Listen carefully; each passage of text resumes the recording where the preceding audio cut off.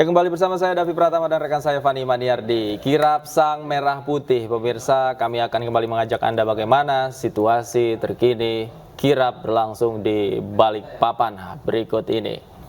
Menyaksikan prosesi kirap yang tadi sudah dimulai dari pukul 7 pagi di Jakarta dan saat ini sudah berlangsung atau sedang berlangsung di wilayah Balikpapan menuju ke IKN, Ibu Kota Nusantara di Kalimantan Timur. Dan kita sudah bergabung bersama rekan kami Mukmin Aziz yang saat ini juga berada di sekitar kawasan Ibu Kota Nusantara. Mukmin, bisa diceritakan di mana Anda saat ini dan bagaimana situasinya, Mukmin?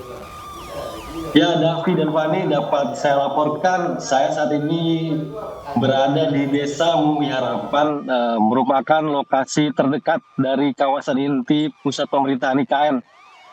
Saat ini tepat pukul 14:15, Davi, Fani, jarak tempuh sekitar 2-3 kilo lagi kami akan tiba di kawasan inti, Fani.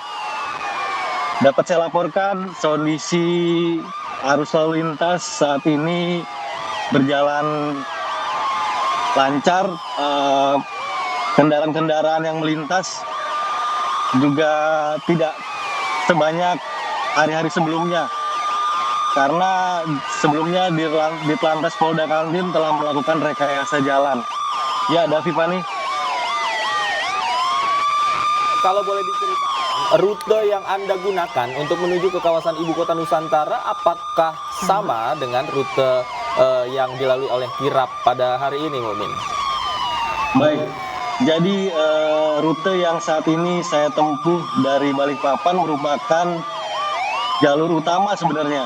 Jadi ini merupakan jalur utama menuju kawasan inti pusat pemerintahan IKN, namun kirap yang dilakukan hari ini memilih jalan melalui kilometer 13, kemudian melanjutkan ke Pulau Balang dan selanjutnya melintasi kawasan Riko dan masuk melalui Pemaluan dan tiba di kawasan inti pusat pemerintahan. Artinya jalur ini merupakan jalur yang berbeda dengan jalur yang ditempuh kirap titikan bendera pusaka, Davi.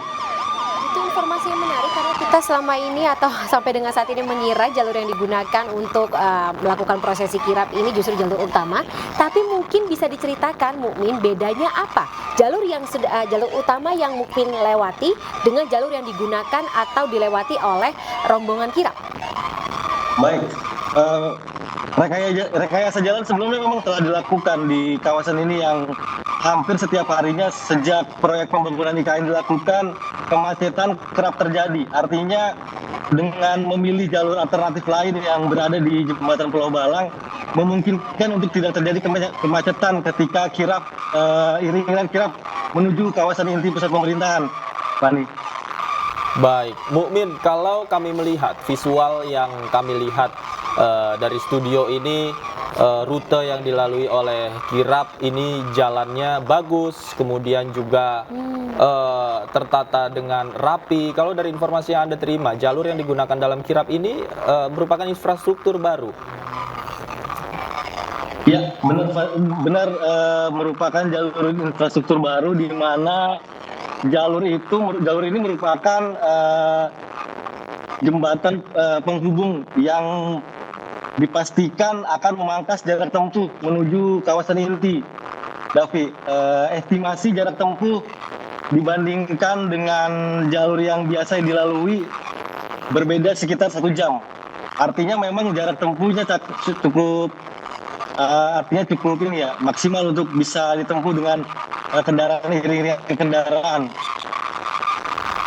Tapi saya laporkan juga iring-iringan kendaraan juga udah terlihat melalui jalur yang biasa dilewati melalui tol di depan ya.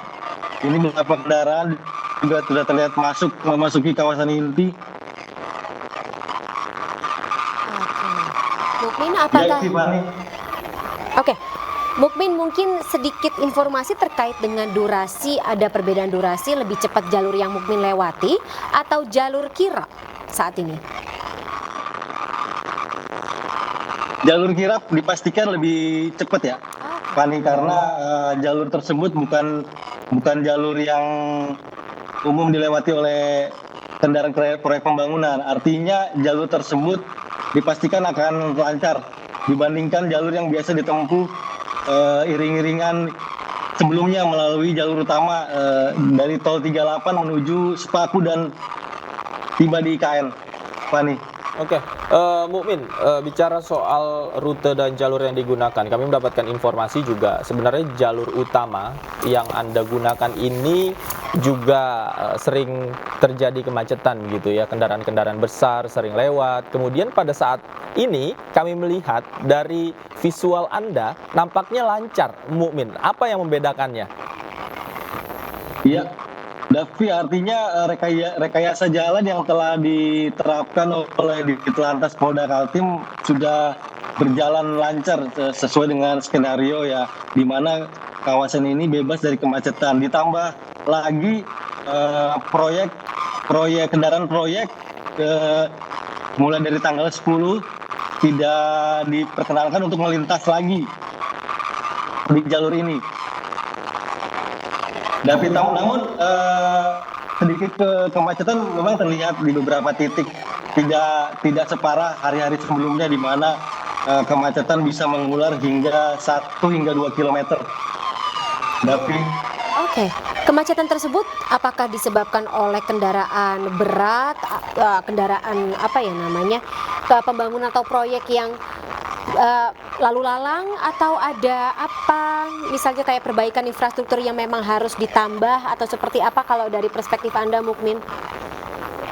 Faktor utama penyebab dari terjadinya kemacetan memang dipastikan dari awal adalah mobilisasi truk-truk pengangkut material proyek IKN yang memang volumenya cukup tinggi ya dari pagi dan hingga sore hari. Ditambah pula jalur ini merupakan jalur utama ketika kementerian atau iring-iringan dari Balikpapan yang ingin melihat kawasan ini melintasi lokasi ini, dan dipastikan akan menambah kemacetan. Ditambah lagi badan jalan yang kita lalui saat ini tidak terlalu lebar ya, artinya hanya cukup 2 kendaraan yang melintas.